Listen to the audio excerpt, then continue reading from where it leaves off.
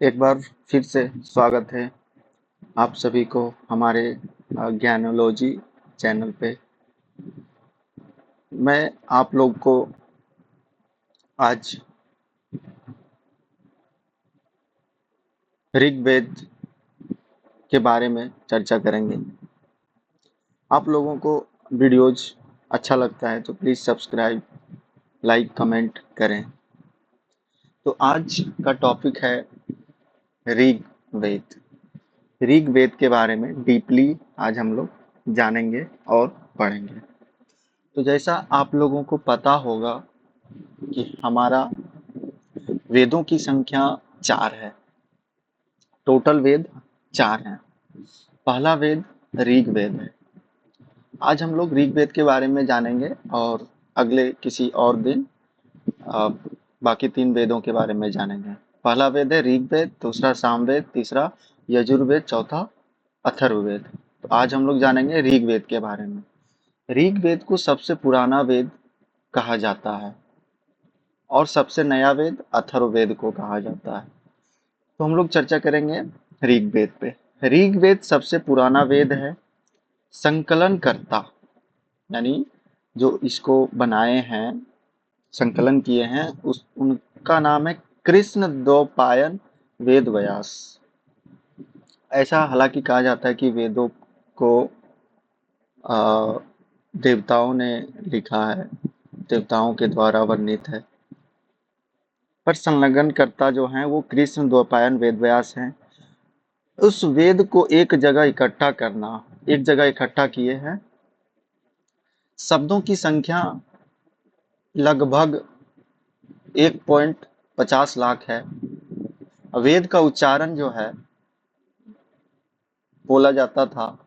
पढ़ाने के लिए गुरु, सुना जाता है छात्र। इसमें टोटल मंडल 10, अष्टक 8, शाखा 5, सूक्त 1028 और ऋचाओं का संकलन 10,462 है।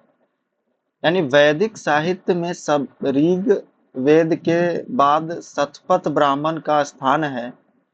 ऋग्वेद को पढ़ने वाला होत्री होता है, यानी ऋग्वेद को जो पढ़ता है उसे होत्री कहते हैं। चलिए देखते हैं आगे।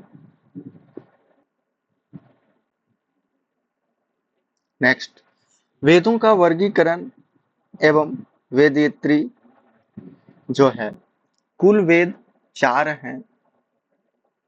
संपूर्ण सनातन वाक्यांग का आधार ऋग्वेद, यजुर्वेद, सामवेद और अथर्ववेद है। वेदयत्री ऋग्वेद, यजुर्वेद और सामवेद को वेदयत्री कहा जाता है। यानी 3 वेद को ही वेदयत्री कहा जाता है। ऋग्वेद, यजुर्वेद और सामवेद को वेदयत्री कहा जाता है। इसमें अथर्ववेद शामिल नहीं होता है। इसमें अथर्ववेद का वर्णन नहीं किया जाता है वेदयत्री में। नेक्स्ट, महर्षि वेद व्यास संकलन करता है। जैसा कि हम आप लोगों को पहले भी बताया कि जो वेदों का संकलन करता है वो महर्षि वेद व्यास हैं। कृष्ण द्वैपायन वेद व्यास, इन्होंने बिखरे हुए वैदिक मंत्रों को संग्रहित कर उन्हें 4 अलग अलग संहिताओं में व्यवस्थित किया। वेदों के संकलन के कारण वेद व्यास कहलाए। यानी ये जो वेद था, ये हम लोग जो अभी पढ़ रहे हैं, ये इस तरह एक जगह एकत्रित नहीं था, ये बिखरा हुआ था। इसको एक जगह एकत्रित किए महर्षि वेद व्यास। तो वेदों के संकलन के कारण इन्हें वेद व्यास कहा गया। सबसे पुराना वेद ऋग्वेद, सबसे नया वेद अथर्ववेद। नेक्स्ट, ऋग्वेद की संरचना 1500 बीसी यानी 1500 ईसा पूर्व।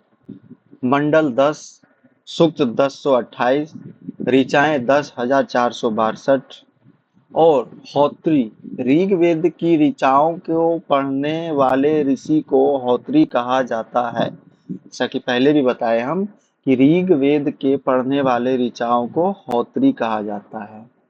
प्रमुख मंडल एवं विशेषताएं। तीसरा मंडल गायत्री मंत्र को समर्पित है। तीसरा मंडल गायत्री मंत्र को समर्पित है। यह सूर्य देवता यानी सविता को समर्पित है। इसके रचनाकार विश्वामित्र हैं।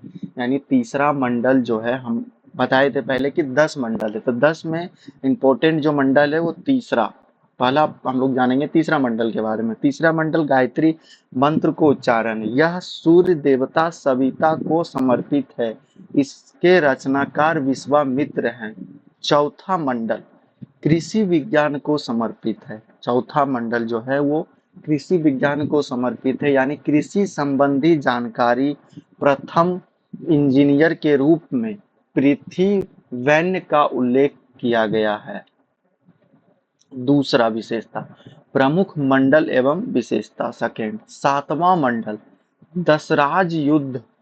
दशराज युद्ध का वर्णन है सातवां मंडल में। 10 राजाओं के बीच हुए भीषण युद्ध का वर्णन, यह परूसनी रावी नदी के तट पर हुआ था। सातवां मंडल जो है वो दशराज युद्ध के बारे में वर्णन किया गया है सातवां मंडल में। इसमें बोला गया है कि 10 राजाओं के बीच हुए भीषण युद्ध, बहुत भयंकर युद्ध हुआ था, उसका वर्णन किया गया। यह परूसनी रावी नदी के तट पर हुआ था। आठवां मंडल जो है खिल, इस मंडल की हस्तलिखित ऋचाओं को खिल कहा जाता है, जो विशिष्ट लेखन का प्रमाण है। नौवां एवं 10वां मंडल। नौवां मंडल देवता सोम को उल्लेखित है, यह पूर्णतः सोम को समर्पित है, जिन्हें वनस्पतियों और औषधियों का स्वामी कहा जाता है। यानी नौवां मंडल सोम देवता को उल्लेखित है, यह पूर्णतः सोम को समर्पित है, जिन्हें वनस्पतियों और औषधियों का स्वामी माना जाता है। 10वां मंडल पुरुष सूक्त, इसमें 4 वर्णों की उत्पत्ति का वर्णन है। मुख से ब्राह्मण, भुजाओं से क्षत्रिय, जांघाओं से वैश्य, चरणों से शूद्र का उत्पत्ति हुआ है। 10वां मंडल में जो बताया गया है पुरुष सूक्त है। पुरुष सूक्त है, इसमें बोला गया है कि इसमें से 4 लोगों का जन्म हुआ है, इसमें 4 वर्णों की उत्पत्ति हुई है। पहला मुख से ब्राह्मणों का, भुजाओं से क्षत्रियों का, जंघाओं से वैश्य का, चरणों से शूद्र का। 10वां मंडल पुरुष सूक्त का विवरण कुछ इस प्रकार। वर्ण, उत्पत्ति का स्रोत, प्रतीकात्मक अर्थ। ब्राह्मण विराट पुरुष के मुख से ज्ञान और शिक्षा का प्रतीक। क्षत्रिय विराट पुरुष की भुजाओं से शक्ति और रक्षा का प्रतीक। वैश्य विराट पुरुष की जांघाओं से व्यापार और अर्थव्यवस्था का प्रतीक। शूद्र विराट पुरुष के चरणों से सेवाओं और आधार का प्रतीक। नेक्स्ट, महत्वपूर्ण तथ्य और शब्दावली। उपवेद आयुर्वेद को कहते हैं। ऋग्वेद का उपवेद आयुर्वेद है, यह स्वास्थ्य और दीर्घायु का विज्ञान है। उपवेद जो है वो आयुर्वेद है। ऋग्वेद का उपवेद आयुर्वेद है, यह स्वास्थ्य और दीर्घायु का विज्ञान है। विदुषी महिलाएं, ऋग्वेद की रचना में सहयोग देने वाली महिलाओं को विदुषी कहा जाता है। धातुओं का ज्ञान, वे सोना, हिरण्य और तांबा जानते थे, लेकिन लोहे का ज्ञान नहीं था। ज्ञान का आधार, ऋग्वेद विश्व का प्राचीनतम और प्रधान ज्ञान कोश माना जाता है। नेक्स्ट, प्रश्न और उत्तर। आपको कोई प्रश्न होगा तो प्लीज बताइएगा, कमेंट कीजिएगा, हम उसका जवाब देंगे। Thank you.